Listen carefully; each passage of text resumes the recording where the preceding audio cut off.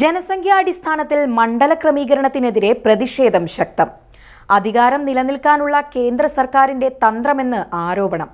കേന്ദ്ര സർക്കാർ നയത്തിനെതിരെ ചെന്നൈയിൽ പ്രതിഷേധ സംഗമം. തമിഴ്നാട് മുഖ്യമന്ത്രി MK സ്റ്റാലിൻ ഇന്ത്യ മുന്നണിയുടെ നേതൃനിരയിലേക്ക്.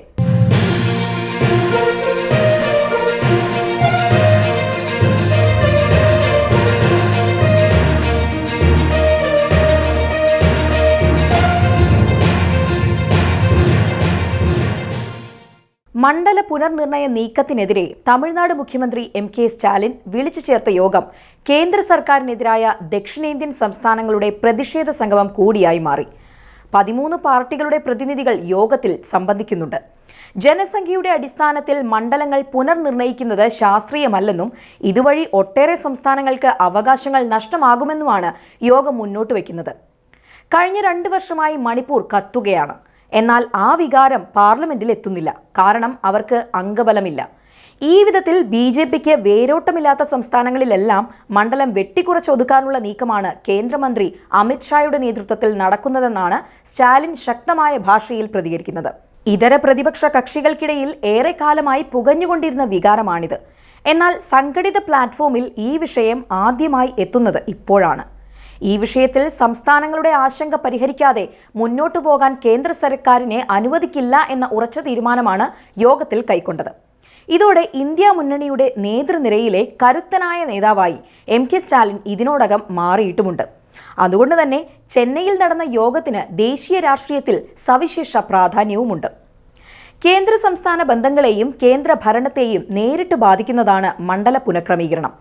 വിദ്യാഭ്യാസം, ശാസ്ത്രീയ ചിന്താധാരകൾ, വൈദ്യരംഗത്തുള്ള പുരോഗതി തുടങ്ങിയ കാര്യങ്ങളിൽ കേരളവും തമിഴ്നാടും അടക്കമുള്ള സംസ്ഥാനങ്ങൾ ഏറെ മുന്നിലാണ്. സ്വാഭാവികമായി അവിടെ ജനസംഖ്യയും കുറയും. ഈ സാഹചര്യം ഉപയോഗപ്പെടുത്തിയാണ് സംസ്ഥാനങ്ങളിലെ മണ്ഡലങ്ങൾ ക്രമീകരിക്കാൻ കേന്ദ്ര സർക്കാർ തീരുമാനമെടുത്തത്. ഫലത്തിലത് ദക്ഷിണേന്ത്യൻ സംസ്ഥാനങ്ങൾക്ക് തിരിച്ചടിയായി മാറും. BJPക്ക് വേരോട്ടമില്ലാത്ത സംസ്ഥാനങ്ങളെ രാഷ്ട്രീയമായി ഒതുക്കാനുള്ള നീക്കമാണിതിന് പിന്നിലെന്ന വികാരമാണ് ഇപ്പോൾ ശക്തമായി ഉയർന്നിട്ടുള്ളത്. 2026 വരാനിരിക്കുന്ന മണ്ഡലം പുനർനിർണയത്തിലൂടെ BJP ലക്ഷ്യമിടുന്നത് ദക്ഷിണേന്ത്യൻ സംസ്ഥാനങ്ങളിലെ ലോക്സഭാ സീറ്റുകളുടെ എണ്ണം വെട്ടിക്കുറയ്ക്കുക എന്നത് തന്നെയാണ്.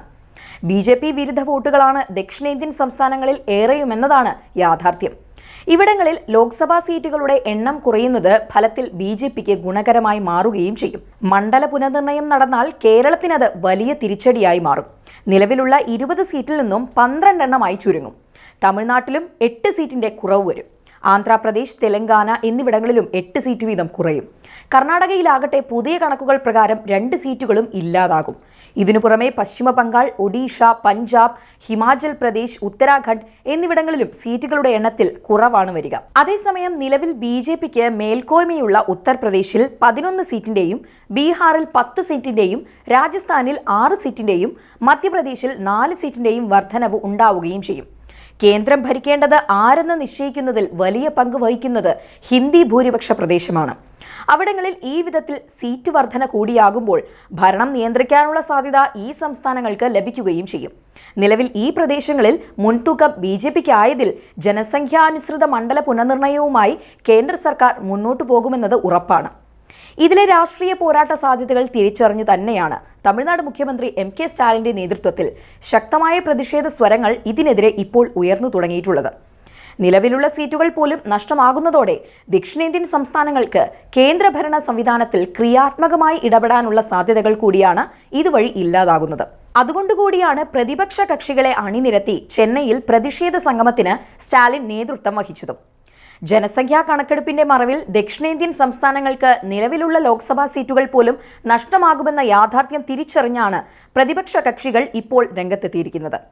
കേരള മുഖ്യമന്ത്രി പിണറായി വിജയൻ, പഞ്ചാബ് മുഖ്യമന്ത്രി ഭഗവത് മാൻ, തെലങ്കാന മുഖ്യമന്ത്രി രേവന്ത് റെഡ്ഡി, കർണാടക ഉപമുഖ്യമന്ത്രി DK ശിവകുമാർ തുടങ്ങി ഒട്ടേറെ നേതാക്കൾ സ്റ്റാലിന് പിന്തുണയേകി രംഗത്തെത്തിയിട്ടുണ്ട്. ഇന്ത്യ മുന്നണിയുടെ അനിഷേധ്യ നേതാവായി MK സ്റ്റാലിൻ ഇതോടെ മാറിക്കഴിഞ്ഞിട്ടുമുണ്ട്.